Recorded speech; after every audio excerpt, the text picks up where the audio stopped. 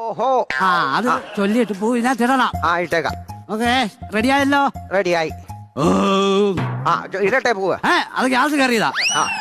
തുടങ്ങാന്നേ. ആ. ഓം ഇത് ഗ്യാസ് അല്ല. ആ. ഓം കോടാമഞ്ഞിൻ ഓഹോ താഴ്വാരയിൽ ഓഹോ കാക്കടമ്പ് പൂക്കുമ്പോ. ഓഹോ ഹോ ഹോ ഹോ ഹോ. ആ ഇത് പുള്ളി പൊരിച്ച പുള്ളിയാന്നല്ലോ. എന്തുവാ? കേറുവോന്ന് സംശയമാണ്. എന്റെ എങ്ങനെയാലും കേറ്റാൻ നോക്ക് ഈ നാശത്തിന്. ഞാനത് കാര്യം ചോദിക്കട്ടെ, ഇയാളിന്റെ വലിപ്പം ഒന്ന് പറയാവോ? വലിപ്പം എന്ന് പറഞ്ഞാൽ എന്റെ പൊന്നു സ്വാമി ആ ഒരു 6 അടി പൊക്കമുണ്ട്. ആ അതുപോലുള്ള ശരീരം.